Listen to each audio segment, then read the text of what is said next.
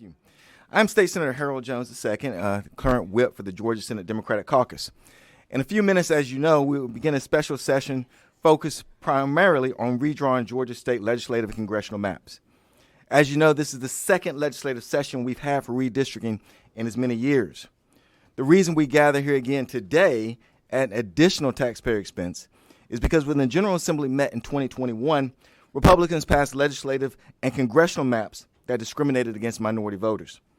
In that special session, Democrats pleaded with Republicans to acknowledge that all the growth in Georgia's population over the preceding decade had been driven by residents of color and to have the new maps reflect that reality. Unfortunately, those pleas were ignored, and here we are. Democratic proposals of fair maps that complied with the Voting Rights Act were rejected. Instead, in 2021, Republicans passed maps that sought to cement political power for the coming decade at the expense of minority voters. These are not my words, but the words that actually come from a federal court opinion in an exhaustive, comprehensive 516-page order, which states that the legislative and congressional maps passed in 2021 violated Section 2 of the Voting Rights Act. It diluted the power of African-American voters by not providing them with an equal opportunity to elect their candidates of choice. Specifically, the court identified Senate Districts 10, 16, 17, 25, 28, 30, 34, 35, 43, and 44 as areas in which an enacted plan violated the Voting Rights Act. To remedy this violation, the court ordered the state to enact a map that has 2 additional majority black districts in South Metro Atlanta. Unfortunately, the Republican proposal for the Senate fails to do that and fails to comply with the Voting Rights Act, fails to comply with the judge's order, and continues to dilute the power of African-American voters. However, the Georgia Senate Democratic Caucus has proposed a map that complies with the court's order, complies with the Voting Rights Act. Now I will turn it over to our Senate Minority Leader, Gloria Butler, to continue to talk about efforts from this point forward.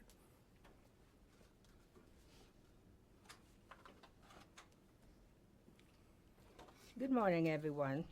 Good morning. Thank you, Senator, for those words.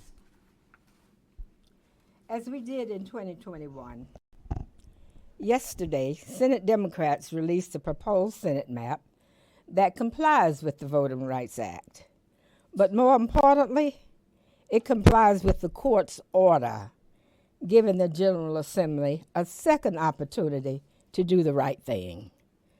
This is the map that should be adopted for Georgia's Senate district.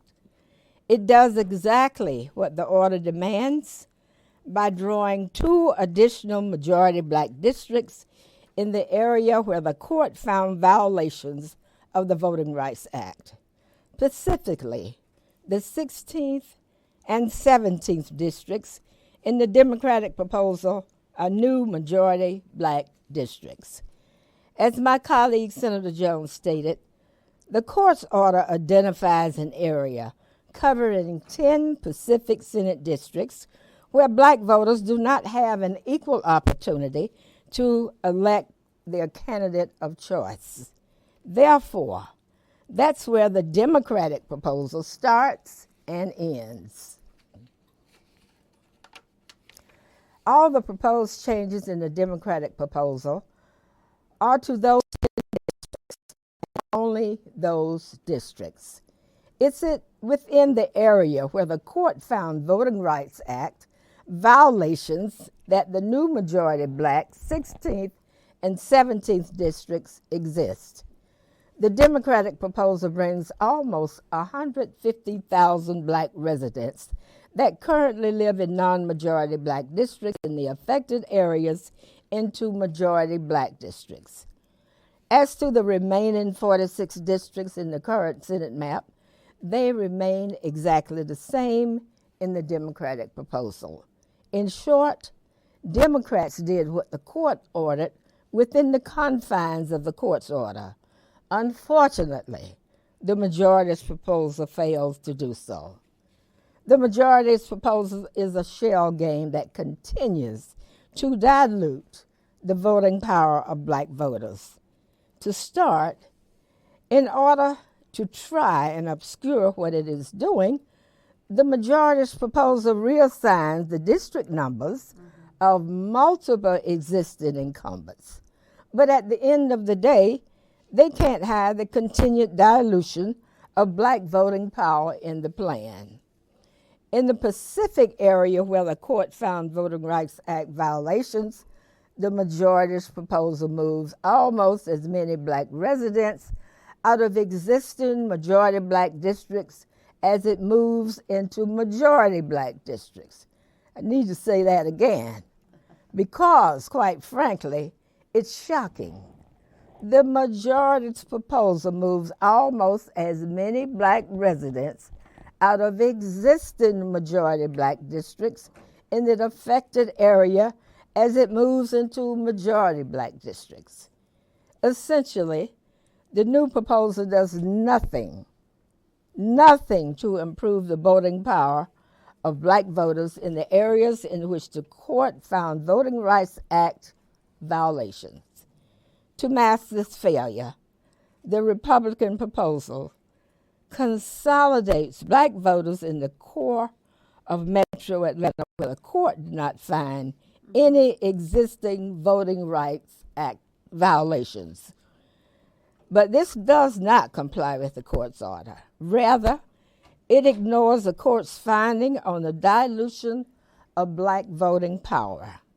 It's for these reasons that we encourage the General Assembly to thoughtfully consider and adopt the Democratic proposal that fully complies with the court's order.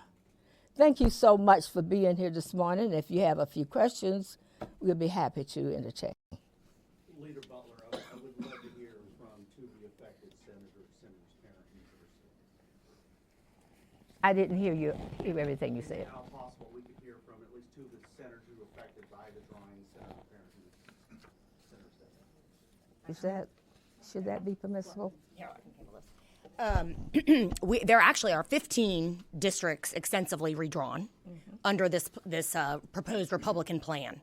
The court order specified 10 districts as being problematic and violative of the Voting Rights Act. So there are many, many more Georgians shifted around unnecessarily under the Republican proposal, which, as noted by the leader, directly violates the Voting Rights Act and the court's order by engaging in a shell game, moving some voters and numbers around, but not at all providing any additional or very, very few additional black voters with a meaningful opportunity to elect the candidate of their choice. Can we hear about how specifically your district's being affected and how it was redrawn? I was just trying to get Changes were made in certain areas to attempt to make it seem as though additional black voters were being provided an opportunity to elect the candidate of their choice. Those, however, are outside the affected area where voter dilution and discrimination was found. They're simply in a totally different part of Metro Atlanta, and therefore they do not remedy the Voting Rights Act violation that the court found. Therefore, they continue to violate the Voting Rights Act, and they also violate Judge Jones's order. Go ahead. Can you talk about the failure to make any changes in Senator Harbin and Senator, I believe it's Senator Davenport's districts? I'm sorry, Senator C's district. I'm sorry, I apologize. And Senator C and Senator Harbin's district. What do you think? We're going to have to support our lawyer on that one. Good morning. I'm Sachin Varghese, counsel for the Georgia Senate Democratic Caucus. It plainly violates the court's order. The court specifically identified those two districts as part of the vote dilution area. I won't speculate as to why the majority chose not to do that, but it is in plain violation of the court's order.